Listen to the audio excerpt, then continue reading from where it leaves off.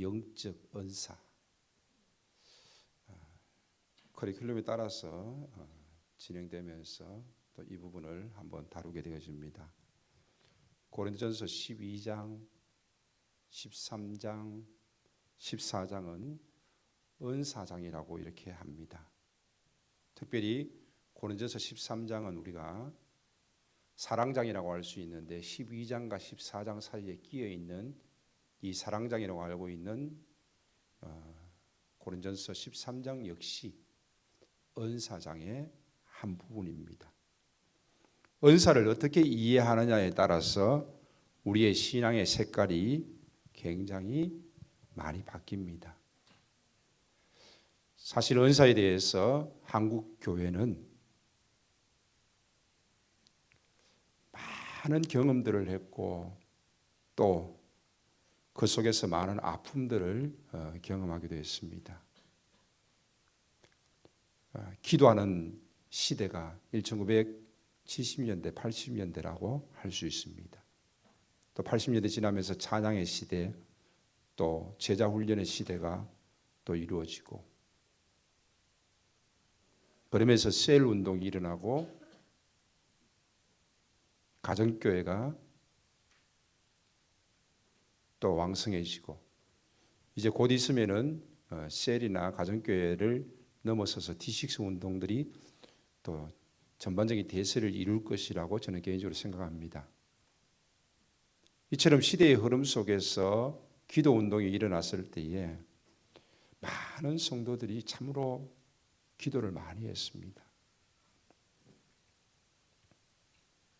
특별히 우리의 어머니들이 기도를 참 많이 했습니다. 그리고 그 기도하는 가운데 또 많은 사람들이 은혜를 받기도 하고 또 은사를 받기도 했습니다. 그래서 특별한 은사를 받은 사람들이 또 신유를 통하여서 또 다른 여러 가지 사역들을 통하여서 그 일들을 나타내기도 한 것입니다. 그런데 가끔 잘못되어진 은사들을 가지고 교회를 어지럽히는 이들이 있었던 것도 사실입니다. 기도를 한답시고 교회를 벗어나서 어떤 다른 곳에 제단을 만들어 놓고 기도를 하고 또 누군가를 위해서 기도해 준다고 하면서 돈을 받고 이름은 헌금이지만은 돈 받고 그런 일들이 한국 교회의 곳곳에서 일어나고 있었습니다. 기도해주고 돈 받는 사람들은 저희들은 이렇게 이야기합니다. 예수 무당이라고. 그 사람은 예수 무당입니다. 저는 젊을 때부터 그런 사람들을 보면서 내가 목회하면 그런 사람들은 교회에 있으면 안 된다고 저는 생각했습니다. 만약에 내가 우리 교회에 있다라면은 그 사람은 반드시 고치든지 아니면은 교회를 나가야 된다라고 생각했습니다. 제가 은사에 대한 이야기를 계속해서 쭉 할 것인데 왜 그런가는 설교를 들어보면 여러분들이 쉽게 이해가 갈 것입니다.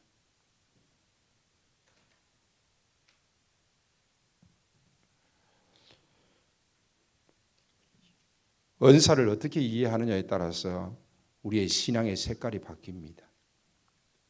사도 바울이 은사에 관해서 설명을 합니다. 나무를 보다가 숲을 놓치는 경우들이 있습니다. 하나하나의 나무는 참 아름답습니다. 그러나 높은 산에 올라가서 그 산 위에서 나무들을 바라볼 때에 그 숲은 더욱더 아름답습니다. 이번에도 캐나다 갔을 때에 단풍을 구경하는데 높은 산에 올라갔습니다. 정말 그 많은 산들이 물들어 있는 것을 보면서 너무 아름다움을 느꼈습니다. 우리는 단풍하면 붉게 물든 것만 생각하는데 노란 단풍도 있고요. 가지각색의 단풍들이, 우리나라에서 볼 수 없는 손바닥만한 단풍들이 너무너무 많았고, 또 그것들이 숲을 이루어서 아름다움을 나타냈던 것을 봅니다. 나무를 보다가 숲을 놓쳐서는 안 됩니다. 은사를 다루면서 바울이 전체 방향이 무엇이고 어떤 의도를 가지고 이 말씀을 했는지 한번 생각해 보아야 합니다. 우리는 방언을 하거나 병을 고치거나 특별한 환상을 보거나 그래야지만이 은사라고 생각하는 사람들이 있습니다. 고린도전서 12장에서는 여러 가지 은사들을 나열하고 있습니다.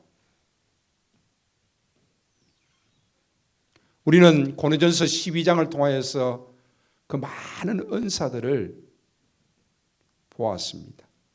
그리고 사실 이 고린도전서 12장에 기록되어진 이 은사들, 이 은사들로 말미암아서 고린도 교회가 참 힘들어했습니다.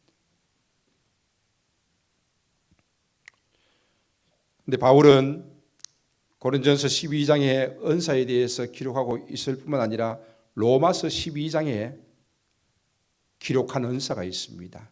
역시 바울이 기록했습니다. 하나님께서 우리에게 주신 은혜를 따라서 우리는 저마다 다른 신령한 선물을 가지고 있습니다. 가령 그것이 예언이면은 믿음의 정도에 맞게 예언할 것이요, 섬기는 일이면은 섬기는 일에 힘써야 합니다. 섬기는 것을 지금 은사라고 이야기하고 있습니다.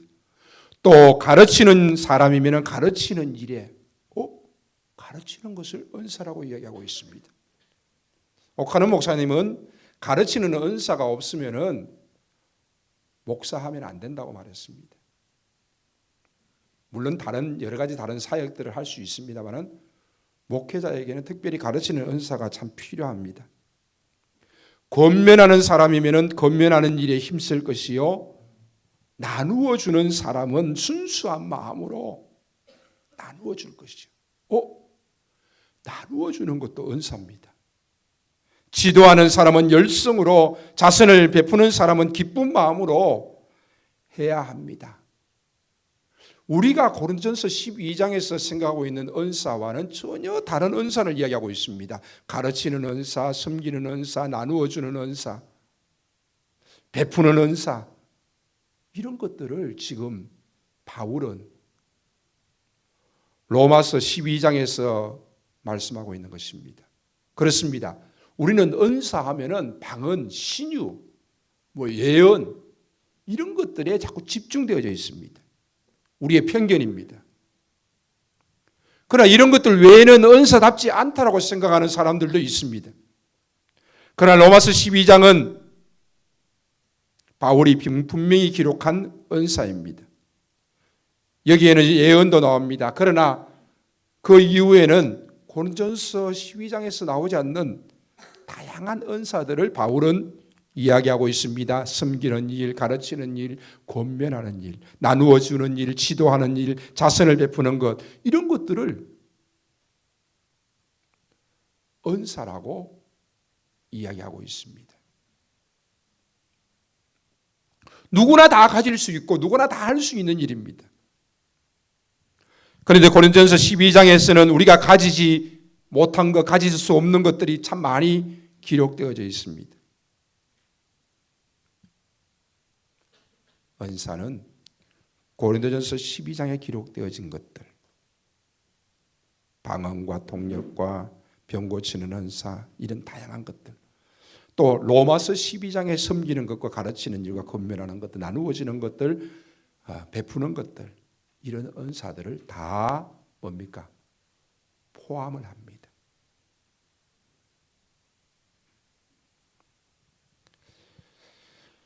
여러분들이 잘 알고 있는 성경 구절 로마서 6장 23절 말씀이 있습니다. 죄의 삭은 사망이요.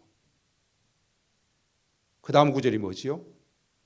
죄의 삭은 사망이요, 하나님의 은사는 무엇이다? 아마 다 알 겁니다. 죄의 삭은 사망이요 하나님의 은사는 영생이니라. 그렇습니다. 죄의 삭은 죽음입니다. 그러나 하나님의 선물은 우리 주 예수 그리스도 안에서 누리는 영원한 생명입니다. 영생입니다. 하나님의 은사는 영생이라는 것입니다. 즉 구원이라는 것입니다. 은사에 대해서 생각할 때 우리는 성경에 이야기한 바와 같이 어떤 특수한 것들만 은사라고 생각합니다. 그러나 베풀고 나누어 주는 것도 은사요. 특별히 구원이, 영생이 은사라는 것입니다. 이런 의미에서 따지자면 신자는 누구든지 은사를 소유한 사람입니다. 인간은 다 하나님의 은혜 아래에 있고 하나님이 주신 은사를 가지고 있다라는 것입니다. 은사의 방향과 목표가 무엇이겠습니까? 구원입니다. 죄에서 벗어난 하나님의 자녀가 되는 것이요, 하나님의 자녀로 완성되어지는 것을 포함한 구원입니다. 그래서 오늘 본문 2절에서는 우상에게 끄는 대로 그대로 끌려갔던 너희들을 이야기하고 있습니다. 그러나 이제 우리는 하나님의 자녀가 되어져서 하나님이 이끄시는 대로 끌려가는 하나님의 사람이 되어야 되는 것입니다. 하나님의 은사는 영생입니다. 하지만 사단이 가져다 주는 것은 무엇입니까? 죄의 삭은 사망입니다. 하나님은 우리에게 영원한 생명을 주시기를 원하시는데 사단은 끊임없이 우리에게 사망을 가져다 주기를 원합니다.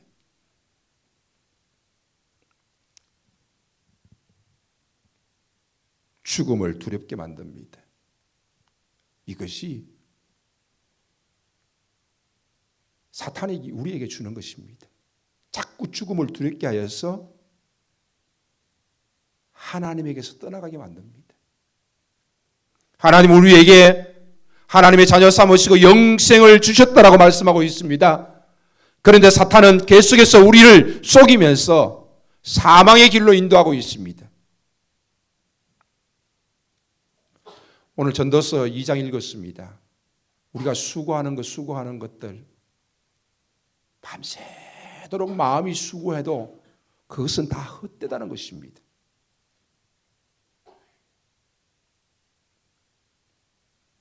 그래서 심지어는 먹고 마시는 것이 기쁜 일이다. 그것도 다 하나님의 은혜임을 이야기하고 있습니다. 내가 평안히 먹고 마시는 것, 수고할 수 있는 것, 이것도 하나님의 은혜라는 것입니다. 우리는 많은 근심들을 가지고 있습니다. 직장에서 일하면서 또 가정 속에서 또 심지어는 신앙생활하는 교회 속에서도 많은 근심들이 우리를 힘들게 합니다. 심지어는 목사인 저도 목회를 하면서 성도들로 인하여서 근심하게 되어지고 어찌할 수 없는 저 자신을 발견하게 되어집니다.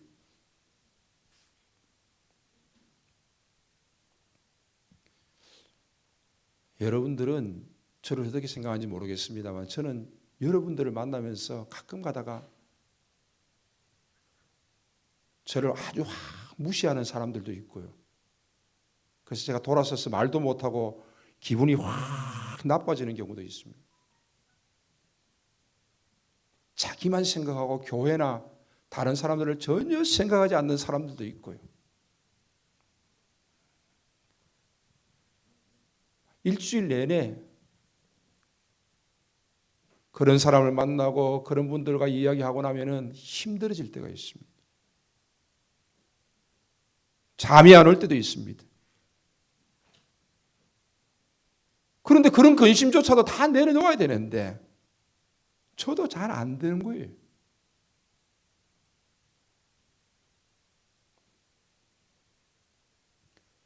우리의 수고가 다 헛되다.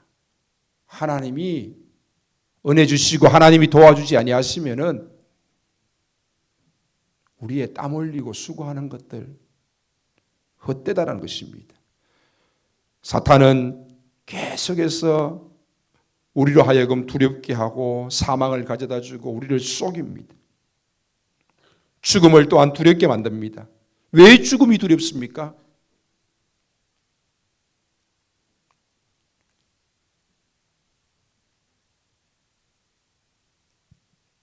세상적이어서 그렇습니다.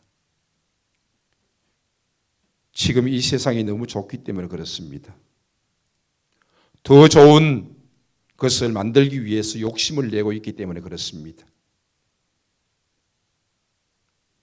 나를 더 좋은 세상에서, 내 자식을 더 좋은 세상에서 만들려고 하는 그 욕심이 우리 속에 있다라면 우리는 세상의 것을 구하고 있는 자입니다. 직장 물론 구해야 합니다. 물질도 구해야 합니다. 필요 없다라는 것이 아닙니다. 그러나 우리의 구할 것은 먼저 그 나라와 그 의를 구하는 것입니다. 그러나 세상 사람들과 똑같이 세상의 것을 구하게 되어질 때 우리는 세상 사람과 똑같이 세상에 가져다주는 죽음으로 인하여서 두려워할 수밖에 없는 존재가 되는 것입니다. 설교 초두에 많은 분들이 기도했다라고 말하고 있습니다. 그런데 정작 무엇을 위해서 기도했습니까? 자식 잘 되게 해달라고, 사업 잘 되게 해달라고, 물질 주시옵소서라고 기도한 것들이 거의 대부분을 차지하고 있습니다. 그나마 하나님이 기뻐 받으신 것은 그 중에서 정말 열의 하나, 교회를 위해서 기도하고 나라와 민족을 위해서 기도한 것을 하나님께서 기쁘게 받으신 것입니다. 지금도 여러분의 기도 속에서 여러분들이 구하는 것들 속에서 세상의 것을 구하고 있다라면 내 기도의 목표가 직장에 취직하는 것이야. 내 기도의 목표가 학교에 합격하는 것이야.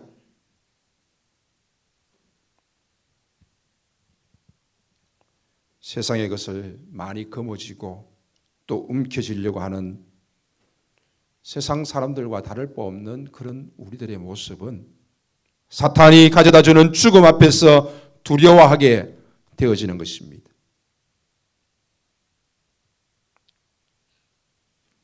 어떻게 보면 우리는 세상의 것을 거머쥐기 위해서 하나님을 이용하려고 하는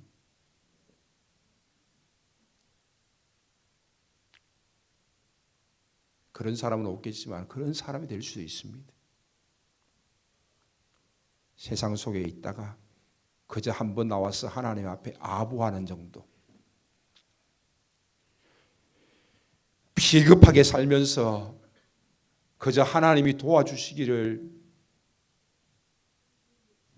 원하는, 한 번쯤 봐주시기를 원하는 그런 믿음. 하나님 내가 그래도 자리는 지켰잖아요. 하나님 내가 그래도 11전 했잖아요.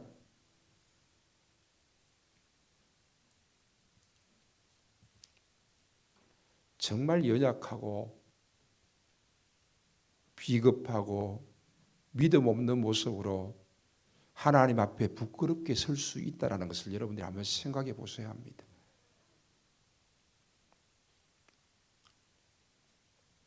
방언을 하고 예언을 하고 영들 분별하고 많은 은사를 가졌다고 자랑하는 고린도 교인들입니다. 그러나 로마서 12장을 통하여서 자선을 베풀고 섬기고 나누어 주는 것도 은사라고 바울은 말하고 있으며 더 나아가서 죄의 삭은 사망이요 하나님의 은사는 영생이라고 말씀해 주고 있습니다. 어떤 특수한 사람만이 특수한 은혜를 받고 그 은사를 가지고 살아가는 것이 아니라 모든 사람들이 그 은사를 받고 은사를 누리고 주어진 은사에 따라서 그것을 가지고 하나님을 섬기면서 살아가고 있다는 것입니다. 하나님의 은사는 영생이라 이 영생이 이 땅에 살아가면서, 아니 우리가 신앙생활을 하면서 가장 중요한 것이지 않겠습니까? 내가 방언을 하고 통역을 한들 무슨 소용이 있습니까? 영생이 없다라면은 아무런 소용이 없을 것입니다. 하나님의 은사는 영생이니라. 이 영생이 빛발해서는 안 될 것입니다. 우리는 이것을 경계해야 합니다. 영적 은사는 소수의 특수한 사람에게 주어지는 그런 은사만이 아니라는 것입니다. 다수가 가지고 있는 하나님이 주신 은사, 영생이 있고 섬김도 있고 가르치는 일도 있고 베푸는 일도 있고 누구를 권면하는 일도 있다라는 것입니다. 내가 가지고 있는 것이 많은 사람들이 공유하고 있는 것입니까? 아니면 소수가 공유하고 있는 것입니까? 그것은 결코 중요하지 않습니다. 특별한 은사를 소유한 사람을 봤을 때에 여러분은 어떤 마음이 듭니까? 부럽습니까? 방언을 하는 사람 보면 부럽습니까?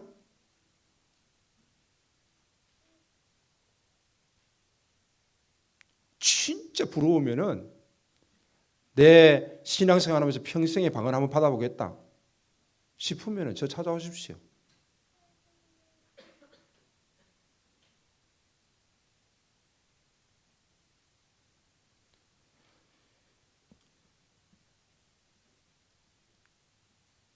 방언의 은사는 수없이 많은 은사들 중에서 개인의 유익을 위한 은사입니다. 그래서 바울은 너희들이 방언의 은사를 받았느냐? 교회에서 하지 말고 골방에 가서 하라는 것입니다.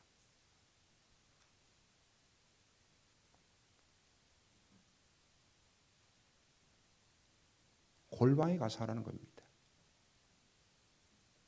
교회가 막 통성기도 하면서 앞에서 목사님이 방언으로 막 인도하는 경우들이 있습니다. 그건 아무리 목회자가 교회의 지도자라고 해서 그렇게 하는 것을 성경이 말하고 있지 않습니다. 방언은 골방에 가서 해라. 너 개인의 유익이 있다.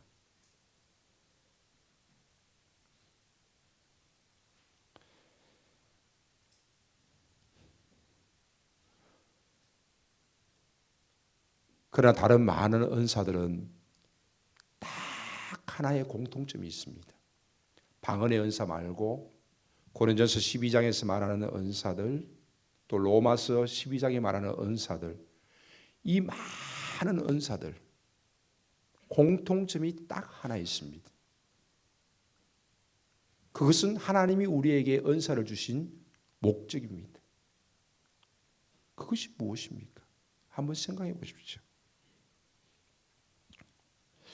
이 땅에서 예수님이 공생애를 하시면서 하나님께 무엇을 달라고 기도한 적이 있습니까?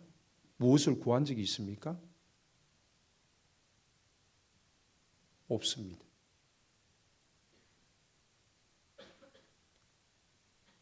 예수님은 하나님께 기도하면서 이 땅에서 이것이 필요합니다. 이것을 주시옵소서 기도한 적이 없습니다. 하나님이 시키시는 일만 했습니다. 하나님의 뜻만 이루었습니다.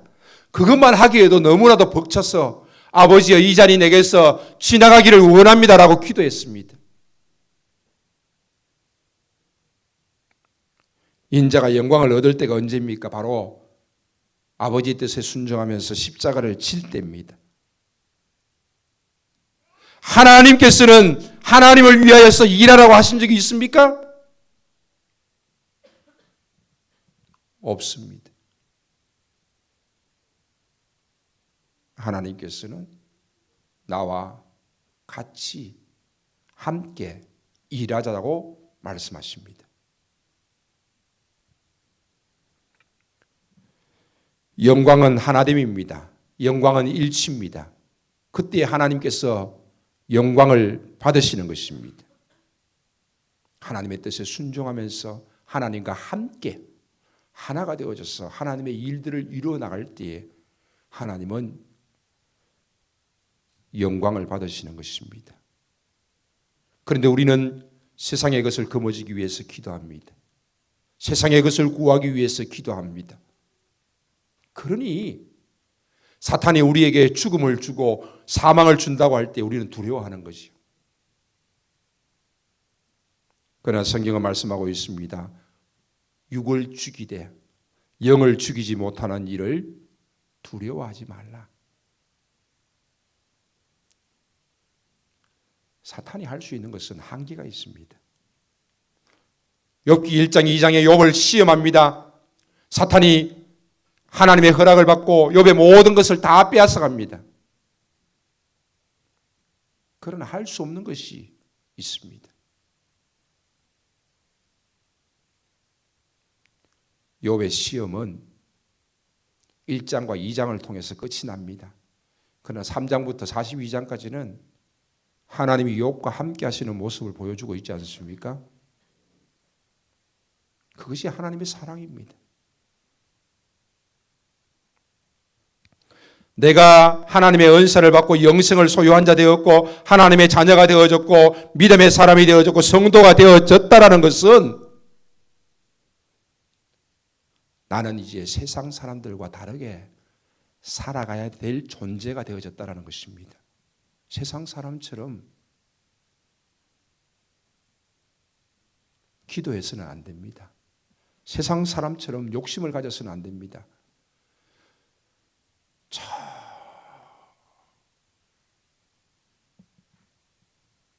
아무것도 모르는 우상 앞에 기도하는 자들의 기도와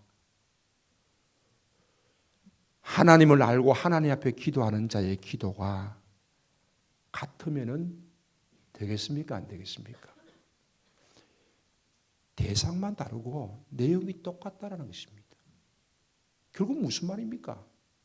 세상적인 것을 구하고 있다라는 것입니다. 그것은 신앙이 아닙니다. 그들도 믿습니다. 우리도 믿습니다. 그러나 우리의 신앙은 그 신앙의 대상이 하나님입니다. 그들이 지금 믿고 있는, 그들이 구하고 있는 대상은 귀신들입니다. 차원이 다릅니다. 차원이.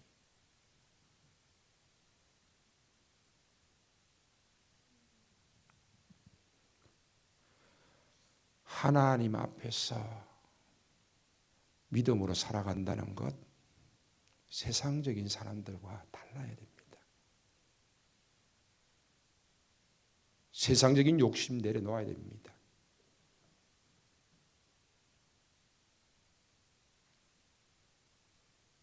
하나님이 부르실 때에 기꺼이 순종하면서 갈 수 있는 믿음의 여정이 되면 됩니다.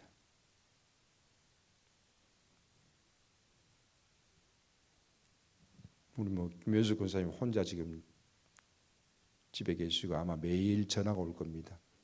살았나 죽었나 확인하는 거지요. 아이고 돌아가시고 난 다음에 3일 있다가 발견하면 안 되니까 그럴 수도 있습니다. 제가 좀 나쁘게 말하는 건 아니고요. 무슨 말인가 하면은요, 하나님이 부르시면은요, 우리는 언제든지 갈 수 있습니다. 그리고 혹시라도 자녀들이요, 한 3일 동안 연락 안 하고 잘 계시겠지 생각했는데 3일 후에 찾아올 수도 있습니다. 근데 그게 뭐가 문제예요? 아무런 문제 없습니다. 세상 사람들은 이것을 고독사라고 말합니다. 고독사 어때요? 하나님이 불러서 간 건데, 좀 늦게 발견된 건데, 그게 어쨌다는 거예요.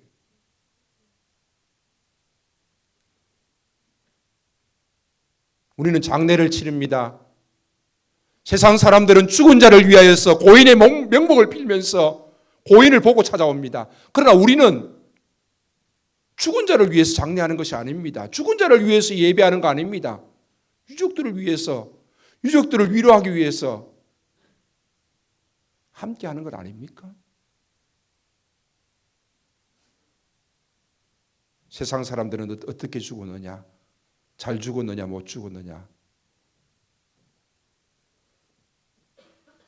그들의 기준은 그렇습니다. 그러나 우리의 기준은 다르다는 것입니다. 그 사람이 어떻게 살아왔느냐? 정말 하나님 앞에 믿음의 길을 걸어왔느냐? 이것이 중요한 것 아닙니까?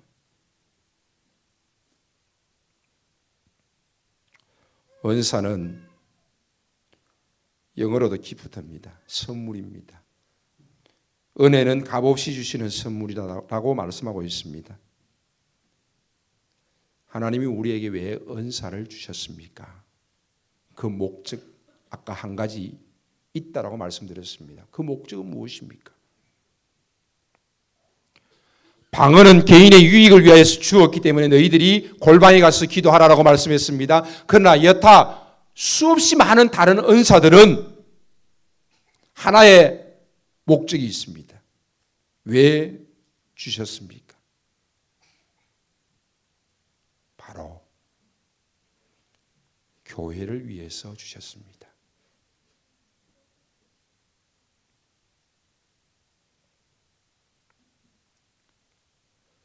다른 성도들을 위해서, 즉 그들 역시 교회입니다. 교회를 위해서 하나님이 우리에게 은사를 주셨습니다.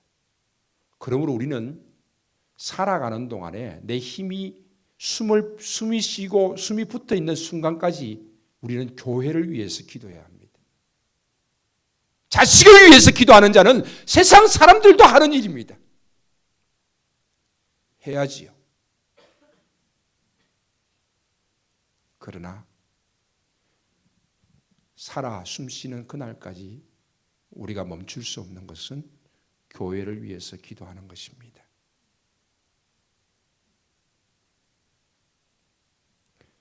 교회를 왜 세우셨습니까? 제자 삼고 신앙의 전수를 위하여서 교회를 세우셨습니다. 커리큘럼에도 그렇게 나와 있습니다. 세대 간의 제자 삼고 복음을 전파하고 또 신앙의 전수를 이루면서 하나님 나라를 확장을 위해서 하나님께서 교회를 세우셨습니다. 교회의 구성원들은 우리는 교회를 예수 그리스도의 몸이라고 말씀하시면서 그 지체를 말하고 있습니다. 각 지체들에게 각각 은사를 주셨습니다. 그리고 그 각각 지체들은 그리스도의 몸된 교회를 위하여서 주어진 은사를 사용해야 합니다. 즉 은사는 몸된 그리스도의 몸된 교회를 위해서 주신 것입니다.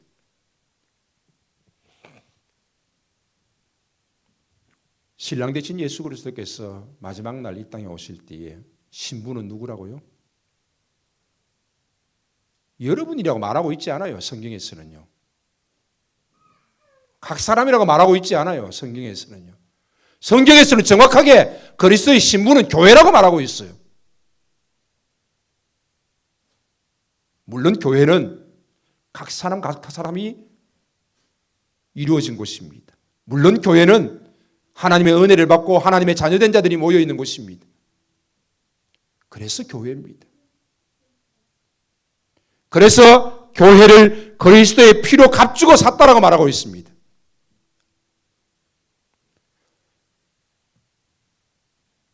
지난 한 달부터 지금 이번 달도 역시 마찬가지입니다. 계속해서 교회에 대해서 이야기하고 있습니다. 영적 은사, 하나님이 너희에게 영적 은사를 주었느냐? 근데 그 영적 은사를 가지고 너희들은 왜 교회에서 그렇게 싸우느냐? 방언하는 자는 방언하지 못하는 자를 무시하고, 은사 받은 자는 은사 받지 못한 자들을 무시하고, 그 은사를 통하여서 교회에 유익을 주는 것이 아니라 자신의 유익을 위하여서 살아가고, 왜 그렇게 하느냐? 너희에게 은사를 주신 분명한 목적은 교회를 세우기 위함인데요. 너희가 하나 되어져서 하나님의 영광을 나타내야 되는데 왜 너희들이 그 주신 은사로 인해서 지금 교회가 문제가 생기느냐는 것입니다. 내가 받은 것이 좀 더 낫다는 것입니다. 내가 받은 것이 좀 더 잘났다는 것입니다. 많이 받았습니까? 많이 섬겨야지요. 하나님이 많은 것으로 은사를 주셨습니까? 많은 것으로 섬겨야지요. 하나님이 물질을 많이 주셨습니까? 물질로 하나님 섬겨야지요. 하나님이 건강을 특별하게 주셨습니까? 주신 건강으로 하나님 섬겨야지요.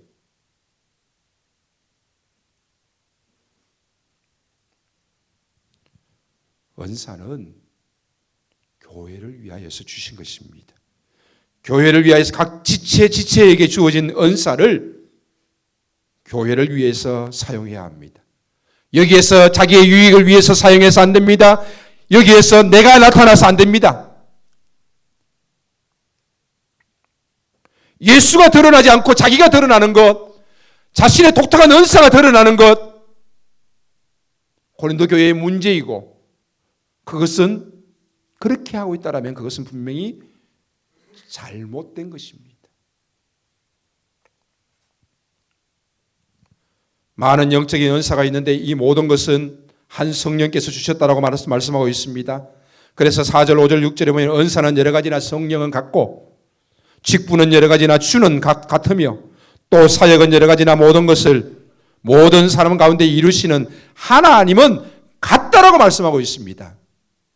즉 하나님께서 은사를 주셨습니다. 직분을 주셨습니다. 사역을 감당할 수 있게 하셨습니다. 그런데 왜 자기가 드러나고 자기의 유익을 위해 싸우고 왜 거기에 싸움이 일어나야 되는 것입니까?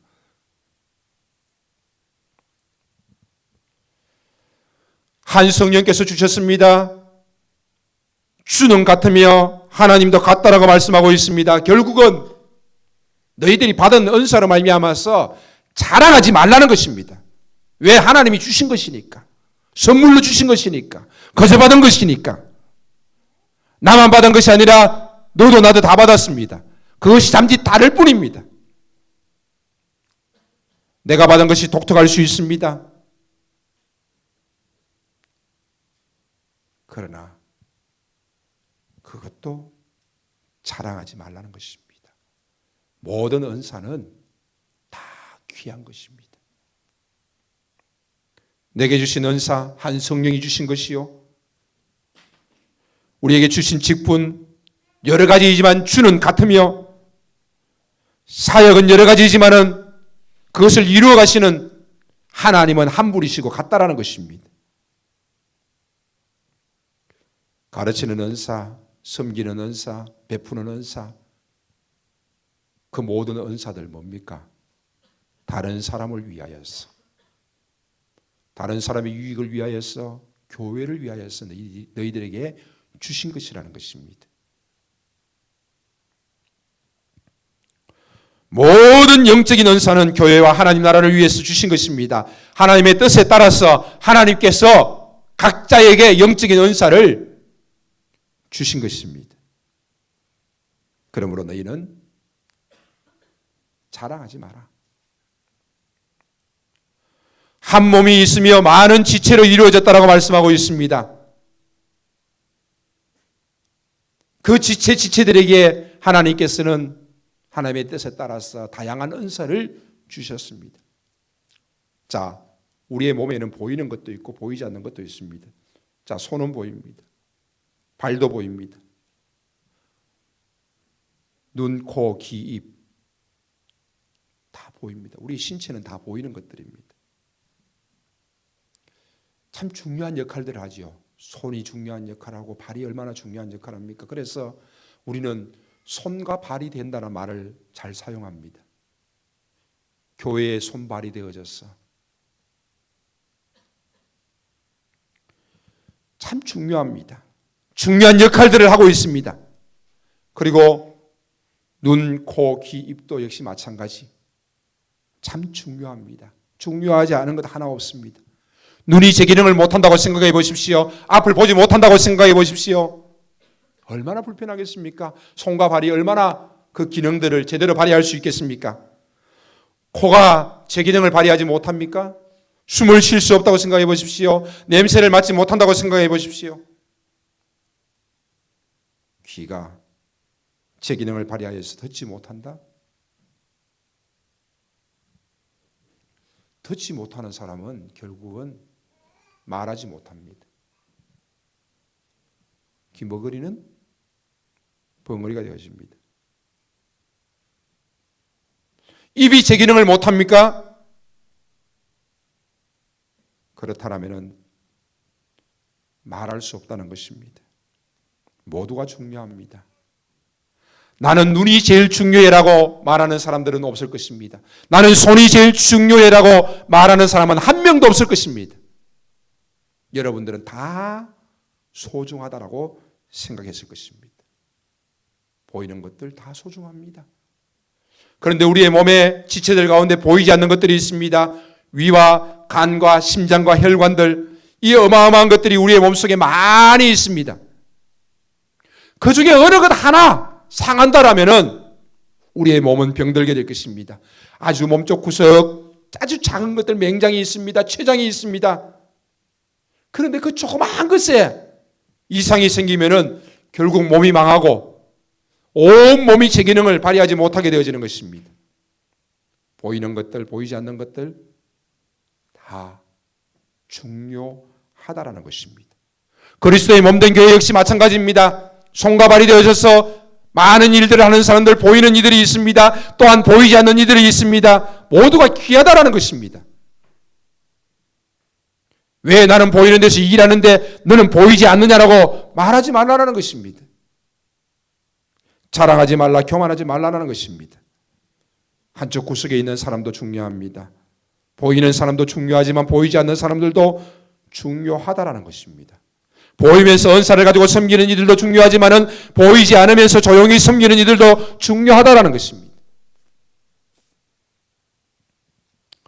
여러분 2층에 가면, 화장실에 가면은 수도꼭지를 털면 이렇게 물이 나오면서 앞에 물에 뭐 받쳐놓은 게 있습니다. 아마 다 봤을 겁니다. 화장실에 다 가셨으니까. 어느 날 보니까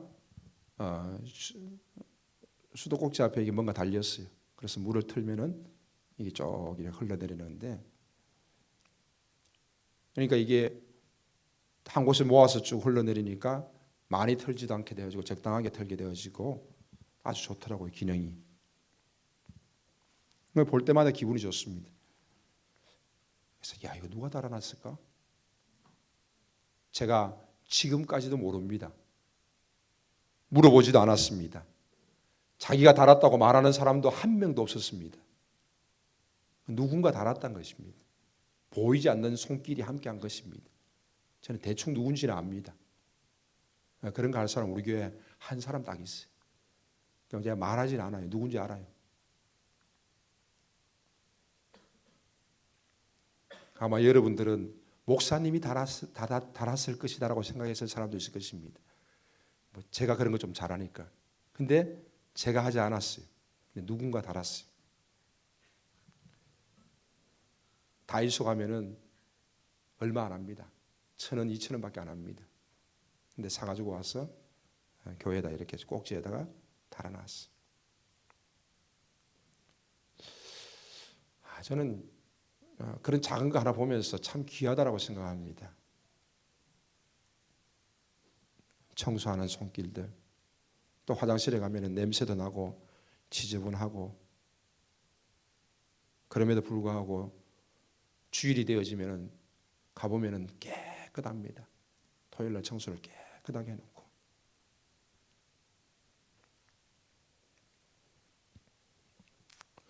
누군가 보이지 않는 가운데 이렇게 섬기고 있기 때문입니다. 여러분 집에 화장실에 깨끗하십니까?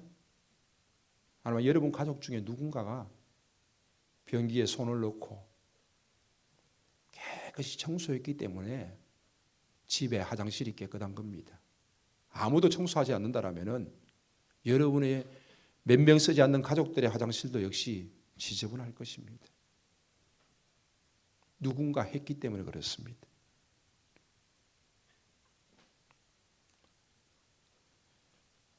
풍성한 교회 여러분 홈페이지 들어가 봤습니까? 요즘 교회 오시는 분들은요, 기본적으로 교회 홈페이지, 교회 카페 한번 다 들어가 보고 옵니다. 그렇죠? 안 들어가 보고 오는 분 한 명도 없습니다. 이 교회가 어떤 교회인가 들어가 보고 옵니다. 그런데 우리는 제일 가장 활성화되어 있는 곳이 어디입니까? 교회 밴드입니다. 교회 밴드는요 아무나 들어올 수 없습니다. 들어와서 회원이 허락이 되어야지만 그 교회 밴드를 볼 수가 있습니다. 그렇다면 교회 밴드는 우리만을 위한 공간입니다. 바깥 사람들에게 일려진 공간은 뭡니까? 홈페이지, 카페 이런 것들입니다. 그런데 풍성한 교회 홈페이지 제대로 안 돌아가고 있습니다. 카페 제대로 안 돌아가고 있습니다. 카페 들어보면은 5년 전에 10년 전에 올린 글 보입니다. 아하, 이 교회는 거의 젊은 사람들이 보면서 그런 거 딱 보면서 이 교회는 활동하지 않는 교회구나. 그냥 예배만 드리는 교회인가? 뭐 하는 교회지? 그렇게 생각할 수 있습니다. 아마 10년, 20년 신앙생활 하시면서 교회 홈페이지가 어디 붙었는지, 교회 카페가 어디 있는지 아마 모르시는 분도 계실 것입니다. 근데 정말 중요한 것은요, 여러분들이 한 컷 한 컷 찍은 것들 사진이나 영상을 가지고 교회 카페에다 올릴 때, 아니면 홈페이지에다 올릴 때 그것이 전도가 된다는 것입니다. 뭐 교회가 목요일마다 나가서 전도합시다, 전도지 들고 나가고 그러지 않지 않습니까? 그러면은 그걸 해야지요. 할 수 있는 거 해야지요. 교회 카페에 가보시면 누군가 열심히 올리시는 분이 계십니다. 아마 그분은 여러분들은 올리는지도 몰랐을 것이고 그런 일을 하고 있는지도 몰랐을 것입니다. 그러나 보이지 않는 손길 가운데 그는 늘 교회 카페에다가 사진을 올리고 교회 좋은 일들을 이야기합니다. 바로 이런 보이지 않는 손길들도 귀하다는 것입니다.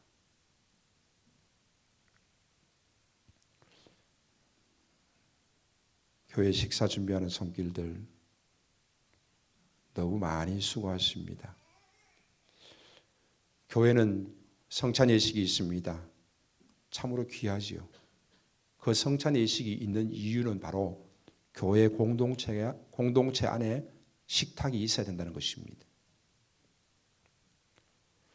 은사는 한 몸의 유익을 위하여서 주신 것입니다. 결코 지체의 유익을 위하여서 주신 것이 아닙니다.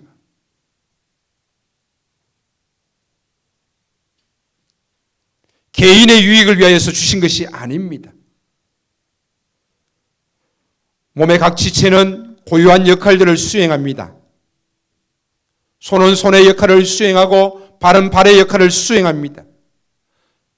은사에 대해서 이야기할 때 나는 은사가 없다. 하나님은 나를 덜 사랑하시는가? 하나님은 나에게 관심이 없는가? 라고 생각해서는 안 됩니다. 그것은 하나님의 성품과 어긋나는 것이고 하나님을 모욕하는 것입니다. 여러분들이 누리고 있는 것들 중에서 많은 것들 하나님의 은혜가 아닌 것이 어디 있습니까? 하나님의 은혜로 여러분들을 다스리지 않았다면 우리는 가장 비참한 자리에 벌써 떨어져 있을 것입니다. 가장 귀한 것 값없이 주셨습니다. 하나님이 허락하셨습니다. 그리고 하나님께서 특별히 세상 가운데서 하나님의 자녀로 우리를 부르셨습니다. 죄의 삭선 사망의 하나님의 은사는 영생이라고 말씀하고 있듯이 하나님께서 우리에게 하나님의 자녀 삼으시고 영생을 주신 것입니다. 그리고 하나님께서 여러분 각자의 모양 따라서 여러분에게 은사를 주셨습니다. 그 주신 은사, 지체는 몸을 위하여서, 여러분들은 교회를 위하여서, 여러분 개인을 위하여서 은사를 사용하는 것이 아니라 교회를 위해서 사용하는 것입니다. 특별하게 나에게 귀한 은사를 주셨습니까? 그러면 하나님이 나를 특별하게 쓰시기를 원하시는 것입니다. 그러면 나는 특별히 하나님 앞에 쓰임받고 교회를 세우고 주의 몸된 교회를 세울 뿐 아니라 하나님께 영광을 돌릴 수 있어야 하는 것입니다.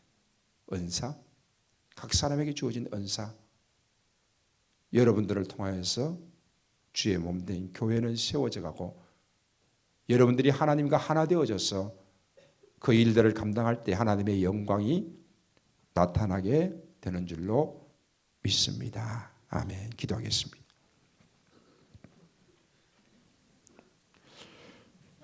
나에게 주신 은사로 말미암아서 주의 몸된 교회를 세우게 하시고 하나님의 영광들이 나타나게 하여 주시옵소서. 지금까지 자신을 위해 살았던 우리의 모습입니까? 하나님의 나라를 위해서 살게 하시고 하나님의 기뻐하시는 모습으로 설 수 있도록 허락하여 주시옵소서. 감사를 드립니다. 이 시간 찬양으로 고백합니다. 우리의 찬양을 들으시고 하나님 응답하여 주시고 영광을 받으시옵소서. 예수님의 이름으로 기도하옵나이다. 아멘. 제가 가운을 입고 올라올 때는 딱 한 번밖에 없습니다. 우리 아이들이 태어나서 처음 예배할 때 제가 가운 입고 올라옵니다. 태서 올라올까요? 넷째인데 벌써 8개월 됐어요. 같이 올라와. 쭉 올라와. 올라와. 아이들은 계속해서 주일날 참석하고 또 이제 넷째가 이제 오늘 함께 참석했습니다. 거룩한 산 제물입니다. 하나님 앞에 드려지는 귀한 제물, 인생, 삶이 되길 바랍니다. 이쪽으로 오세요. 제가 안을게요. 안을 수 있을까 모르겠다. 무거워 가겠네. 7kg야. 와. 가만히 있는 옆에 오세요. 울지 않게. 기도하겠습니다.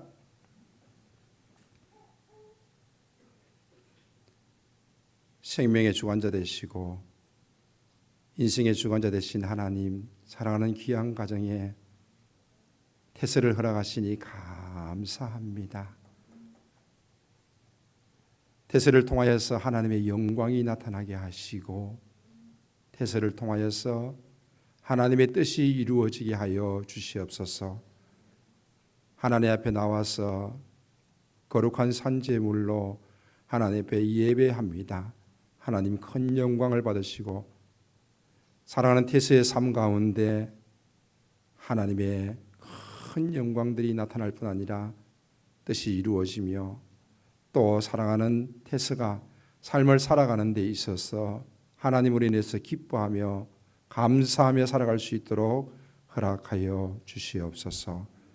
자라남에 있어서 몸도 마음도 건강하게 잘 자랄 수 있도록 하나님께서 복을 다하여 주시옵시고 또 기도하며 믿음으로 잘 양육할 수 있도록 하나님이 사랑하는 부모님 가운데 은혜를 덧입혀 주시옵소서. 또 사랑하는 형제들 가운데도 하나님께서 함께하여 주셔서 서로가 믿음으로 함께 나아갈 수 있도록 복의 복을 더하여 주시옵소서. 온 성도들이 축복하면서 기도합니다. 그 기도를 하나님 들으시고 또한 응답하여 주시옵소서. 감사와 영광을 돌리며 축복하며 예수님의 이름으로 기도하옵나이다. 아멘.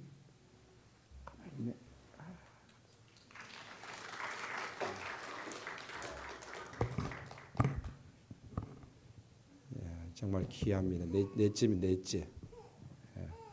축도하겠습니다. 주 예수 그리스도의 은혜와